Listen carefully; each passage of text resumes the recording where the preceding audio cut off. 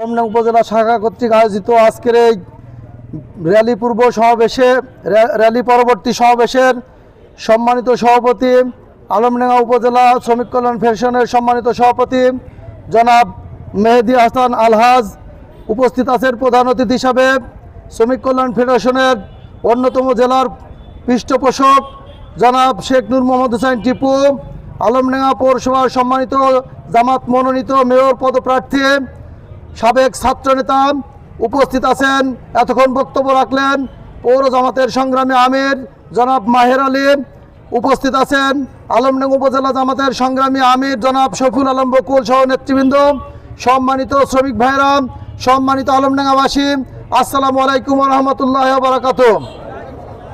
প্রিয় সাংবাদিক ভাইরা, প্রিয় প্রশাসনের কর্মকর্তা ভাইরা সহ আলমডাঙ্গাবাসীকে বলতে চাই, আমরা জানি 1800 শতকে যখন ইউরোপের শিল্প বিপ্লব হয়, এই শিল্প বিপ্লবের প্রাককালে আমরা জানি যে শ্রমিকরা 14 থেকে 18 ঘন্টা, পক্ষান্তরে প্রয়োজনে আরও বেশি সময় 22 ঘন্টা পর্যন্ত শ্রমিকদের কর্মরত থাকতে হতো। মালিকদের মনোরঞ্জন করা সম্ভব হতো না। এরপরেও আমরা জানি এই সময় শ্রমিকরা একটা শ্রমিক ধর্মঘটের আহ্বান করেন। সেই শ্রমিক ধর্মঘটের উপরে পুলিশ নির্বিচারে গুলিবর্ষণ করে শ্রমিকদেরকে হত্যা করার মধ্য দিয়ে তারা এই মালিকেরা সরকারের সাথে আঘাত করে তারা বুঝাতে চেয়েছিল এই শ্রমিকরা দেশের কোনো নাগরিক না, সম্মানিত কোনো নাগরিক বা মানুষ না। আমরা বলতে চাই, আল্লাহ রসুল এবং আল্লাহ তাআলা শ্রমিকদের মর্যাদা দিয়েছেন, মানুষ হিসাবে মানুষের মর্যাদা আছে। আমরা এই শ্রমিক কল্যাণ ফেডারেশনের নেতৃত্বে বাংলাদেশে এই শ্রমিকদের মানুষের মর্যাদায় প্রতিষ্ঠা করতে চাই।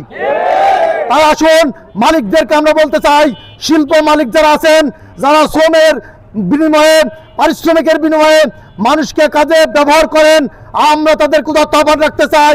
সকল শ্রেণীর এই মালিকদেরকে বলতে চাই, যাদেরকে আপনার পারিশ্রমিকের বিনিময়ে কাজ করাবেন তাদের উপযুক্ত মজুরি দেবেন, তাদের নিরাপত্তা দেবেন, তাদের কর্মঘণ্টাকে সাশ্রয়ী হিসাবে তারা যেন জীবনের নিরাপত্তার সাথে কাজ করতে পারে সেই ব্যবস্থা করবেন।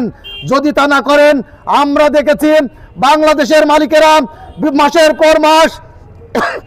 মাসের পর মাস শ্রমিকদের বেতন দেয় না, অথচ পায়ের ঘাম, মাথার ঘাম পায়ে ফেলে এই শিল্প মালিকদের বড় বড় অট্টালিকা নির্মাণ করায় তারা ভূমিকা রেখেছে, বাংলাদেশ গঠনে তারা ভূমিকা রেখেছে, অথচ তাদের মজুরি দেওয়া হয় না। আমরা দ্ব্যর্থহীন কণ্ঠে বলতে চাই, আপনারা যদি শ্রমিকদের এই মজুরি নিয়ে পুনরায় তাল বাহানা করেন, বাংলাদেশের এই খেটে খাওয়া শ্রমজীবী মানুষকে সাথে নিয়ে তাদের অধিকার প্রতিষ্ঠায় আমরা বদ্ধপরিকর এবং আমরা হুঁশিয়ার করতে চাই, যদি আপনারা তা ব্যর্থ হন, এর চড়া মূল্য আপনাদেরকে দিতে হবে।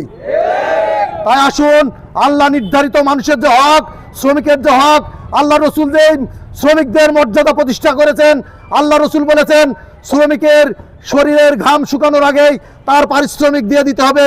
আমরা আপনাদেরকে এই অনুরোধ করতে চাই, তা যদি না পারেন, যদি ব্যর্থ হন, আপনাদেরকে আমরা শ্রমিকের খাতায় নিয়ে আসতে বাধ্য হব।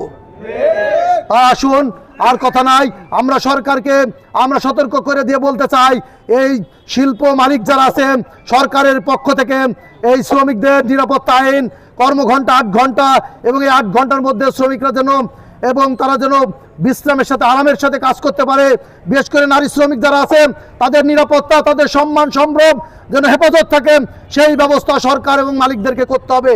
এই উদাত্ত আহ্বান রেখে শ্রমিক কল্যাণ ফেডারেশন দীর্ঘজীবী হোক, দুনিয়ার মজদুর এক হও, লড়াই করো, এই স্লোগানকে সামনে রেখে দুনিয়ার মজদুরকে আমরা বলতে চাই, এই খেটে খাওয়া মানুষ যারা আমার দেশ, বিশেষ করে বাংলাদেশে বিগত দিনে যারা সরকারে ছিল, এখন যারা সরকার আছে, এই শ্রমিকদেরকে নানা তালবাহনার নামে ব্যবহার করে রাস্তায় আন্দোলনে শুধু ব্যবহার করেছেন, রাজপথে ব্যবহার করেছেন, শ্রমিকদের যথাযথ মর্যাদা আপনারা দেন নাই। আমরা আপনাদেরও অনুরোধ করব শ্রমিকদের মর্যাদায় প্রতিষ্ঠিত করার জন্য। তাই আসুন, আর কথা নাই, এই শ্রমিকদের সম্মান রক্ষার্থে আমরা শ্রমিকদের অধিকার প্রতিষ্ঠা করে, শ্রমিকদের হাতে ফিরিয়ে দিয়ে সম্মান প্রতিষ্ঠা করে আমরা সকলকে নিয়ে দেশ গড়তে চাই। আসুন, আমরা সেই দেশ গঠনে ভূমিকা রাখি। আল্লাহ হাফেজ। আসসালামু আলাইকুম ওয়া রাহমাতুল্লাহ। শ্রমিক কল্যাণ ফেডারেশন বিশ্বের মজদুর, এক হও, লড়াই করো, বিশ্বের মজলুম, আন্তর্জাতিক শ্রম দিবস। সফল হোক, সার্থক হোক আন্তর্জাতিক শ্রমিক দিবস।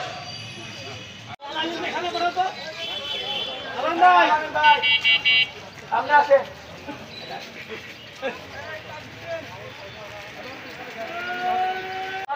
যাতায়াতের ব্যবস্থা করছেন। মাঝখানে খাওয়া করেন, মাঝখানে খাওয়া করছেন। সব 2 টাকা লাইন করেন, মাঝখানে খাওয়া করছেন, মাঝখানে